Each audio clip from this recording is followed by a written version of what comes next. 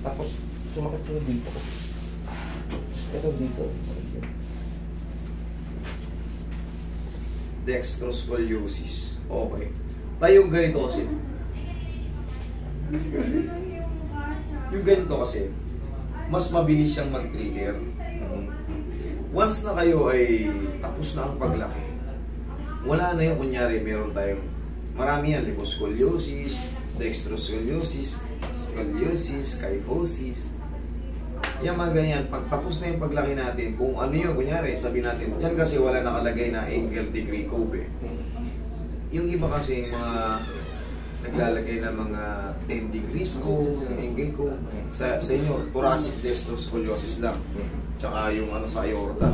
Ngayon, tabingi, sabi natin tabingi. Pag ganyan na tayo kaedad, yan na yan, established na yan. Tatanggalin lang natin yung nakaipit. Ngayon, siyempre pag umiidad na yun, pag nakapagbuhat tayo, di ba ganito, nako-compress siya agad, very easy to compress. Yun yung mga disadvantage nyo kumpara sa aming mga straight. Tayo, kunyari, di ba, nagbuhat tayo ng 3-5 mga ganun lang na mga tubig. Ikaw, iinda ka na. Kami, kahit maka 10 or 20, yung pa lang kami iinda sa pagod, pero ikaw hindi. Kasi nakaganon, sabi natin, pakanan. Ano ang bang dominant mo, kanan? Kung nakaganon yung dextroscoliosis mo, pag nagbuhat ka, lalo ngayon, umiidad pa. Habang tumatagal, habang umiidad tayo, umihina po yung mga ganito natin. Tapos sa'yo, yung siyempre nakaganon yan, yung dextroscoliosis medyo likong pa ganun patagilid. Kaya once na magkaroon ng force, magtataka ka bakit ganito, ba't abot dito sa puwet? Abot yan dyan. Bakit? Kasi pag na-compress yung dextroscoliosis, gumaganon. Tumutuloy yan pa pa. Pero sa left side, eh di ba right side yung akin? Dito yung sakit eh. Pero meron din dito, meron din dito. Ano po kasi yan, sir? Kulang kasi yung kulang kasi yung files mo. Meron tayong tinatawag na desiccation. Tsaka marami yan, sir. L1, L2, L3, L4, L5, S1. Ngayon, sabihin na natin, sa desiccation mo, to the right yung to the right yung isang di sa may tama. Pero yung kurba ng mo, na nadadali kasi sa mga pagbubuhat talaga mabigat o yung kaldag, nasalda ka sa yan, basta mga impact. Sabihin natin, pag ganun ka, to the left yung mo, to the left yung ay pakanan, pag to the right yung mo, yung scoliosis or dextroscoliosis, sanay na yung disc mo na gano'n. Ngayon, magbabago lang yan, mas mabilis lang yan makompress pag nadagdagan ng malakas na Pero, hindi porkit pakanan ka lang, hindi na maaring pumutok yung mo, ng pakaliwa. Kasi yan, sumasabog yan. Once na mapirat yan, yung kalat yan, eto katulad nito, pumutok na yung gitna. Siyempre, anong kalalabasan yan? Mapipirat mo yan. Ngayon, siyempre, depende na kung saan tatama yung sa mga spinal nerve natin. Pag sumabit siya ng kahit konti lang dyan, magre-reflect, magkikreate ng irritation. Kaya, pag ganun, siyempre, nagpa-blood, yung blood flow natin, dumadaloy dyan sa nerve. Ngayon, pag napipigil-pigil, dahil sa impingement, ikaw ngayon, kikirot-kirot ka. Okay? Pero last week, kumirot naman ko dito. Ayan, kikirot-kirot ka. Parang maga ang pakiramdam ko. Dahil po yun, spinal nerve natin yan. So dito yung dahil po yan doon. Isa lang din ang yan. Dahil doon yan sa spine problem. Yun nga lang, mas mabilis nga lang kayo mag-trigger ng ganun dahil nga sa edad. Umiidad po tayo. Hindi na ako pwede mag-basketball. Sir, hindi advice. Parang advice. Kung naminis niyo yung court, siguro. Oo. Pero yung kasi, ilang taon na kayo ngayon, sir? 54. Bata pa, baka pwede pa. Inayo ko rin ipatigil sa inyo. Siyempre, ang gusto ko kasi, ma-maximize nyo rin yung gusto nyo. Kung may sumakit, i-adjust. Bata pa naman. Mahirap kasi pag hindi na pinapawisan. Pag tinigil niyo yun, baka naman hanapin ang katawan nyo, malungkot naman kayo, magkasakit naman kayo. Eh, kung yun nga, kung namimiss nyo yung cord, pero kung, kasi sa compression talaga yan pero bata pa, siguro, kung talagang di mag-enjoy pa rin kayo sa cord. Okay? Yan lang. May mersa pa kasi. O, siyempre, Ang punerasa mo, bato-batong bata. Eh ano ka, ubra ka ba ron?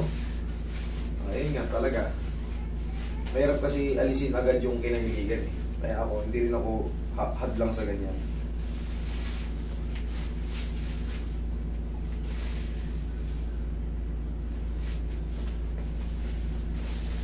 Pero isang ano lang yan, isang pakahi. Nakita ko yung profile ni sir eh. Isang pakahi lang yan, isang sigal lang ng ano yan. Panalo tayo! Ano ganyan sakit ng likod mo? Relax lang. Okay tayo sir. Kailangan na naman yan makilis lang yung compression. Yun lang ang tanging sikreto niya. Yan, katulad niyan. Isa pa. Okay, hindi ka kang patihaya. Hindi kasi ubra yung mga haplos lang na ano dyan.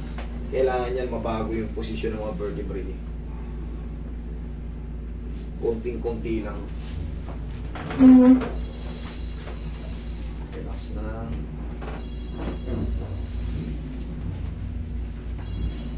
Taga saan po ba kayo? Sir, taga saan kayo? Antipolo. Tagil. Antipolo. Okay.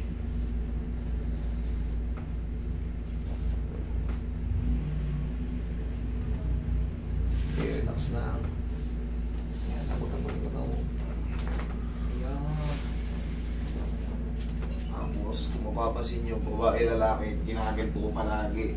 Kasi mas maraming sciatic nerve dyan banda sa portal. Kabilang side.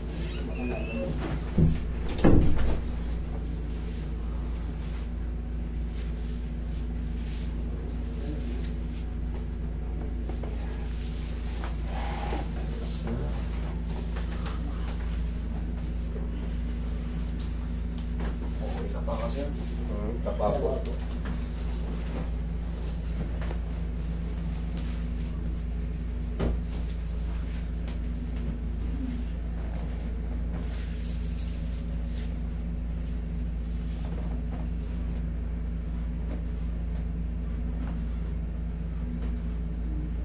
Mamaya off ka, may tuturo sa inyo bago kayo magsimula ng batch.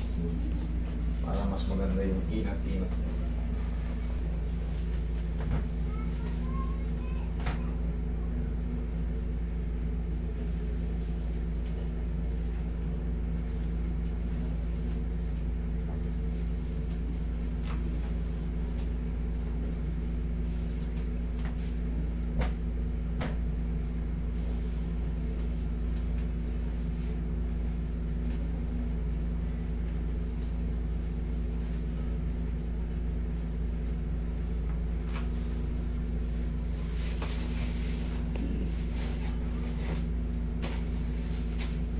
Hindi kaya kayo, sir.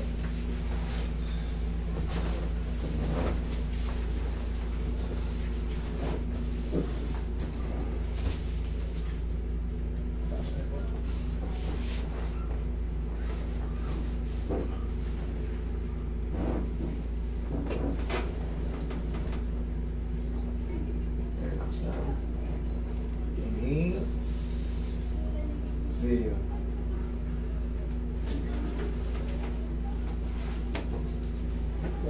Yan lang muna. Ngayon sir, pag-gising mo sa umaga, madalas ka maganyan. I-squeeze mo lang. Mapapansin nyo may tutunog dyan. Very healthy yun. Basta tama yung tama yung position. Yes. Para mati-compress ka agad. Hindi siya maiipon.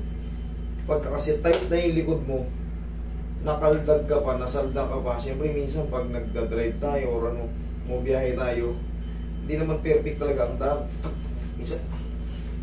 Tapos yung mga simpleng pag-abot na ng gano'n, no? Minsan kakrams-krams pa yung mga ganyan. Marami na kasi akong ano dyan eh. Kumbaga, libo na kayong tumaan sa akin na may ganyan. Kaya alam ko na yung nararamdaman nyo. Ngayon, ang pinaka-iiwasan nyo lang talaga dyan, upo kasi. Pinaka-iiwasan nyo lang talaga dyan, lalo, siyempre, mapunta tayo sa inyo, yung magbuhat talaga ng yung mga hindi nyo kaya. Yung dating ginagawa natin nung binatilyo pa tayo. Kahit nga lang yung mga tangki-tangki ng ano eh. Gasol? Yes. Minsan, alanganin kasi yun eh. mabigat siya eh. Dapat yung balance. Pag ganun, paano ka? Dalawa tayo. Ha, sir? Kasi yan yung mga pangkaraniwan sa bahay. Tsaka yung bilog na, no? Mineral water. Yes, marami na kasing na ano dyan eh. Kaya ako sinasabi yan yung pangkaraniwan sa bahay. Tapos, dahil wala, gusto mo uminom, isasalin mo pa ron sa ano, yung bigat. Minsan dumudulas pa yan, nakakabuy. Ako rin, nabubuisit ako dati dyan eh. Hindi ko ma-shoot yung tubig doon sa... Kaya yan, yung mga ganyang pagbubuhat. Kasi, gagamit ka ng ano dyan eh, puwersa, tapos meron kang spine problem. Paipit yung ganito mo, sasakit. Pero kung dalawa kayo mag-aangat, di mas maluwan. Pero yung mga normal na ano lang, normal na bigat, okay lang yun.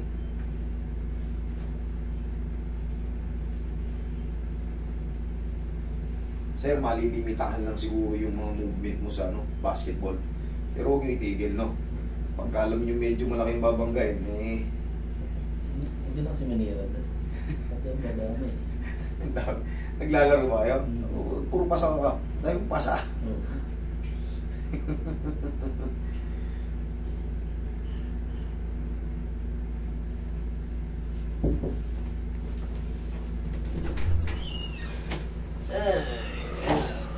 Ang power dun? Pinatanggal ko. Inaayos eh. Kaya nga eh. Ang hirap na akong bumalik sa libang-bang. Yung dito ko kaya, sa pag natagal ako nakaupo. Doon po rin yun. Doon din yun. Pero once na ma-decompress na yun, pansinin mo ngayon, na-release. Pansinin mo ngayon yun. Wala nga. Wala. O, diba? Ganun talaga yun, sir. Dito rin yun. Kasi yung nakocompensate na yun, dahil nga yun sa compression sa... Pag ganun kasi yan, kaya nung explanation ko nung una, normal lang yun. Pero pag naayos ko to, pati yung mga yan, yung mga spinal nerve na kaganyan, release yan. Okay? Iwasan lang natin magbuhat na sobrang bigat. Ha? Tapos syempre, pag malaki yung pupuwersa eh, pasa muna. Kabila na lang. Sige, thank you.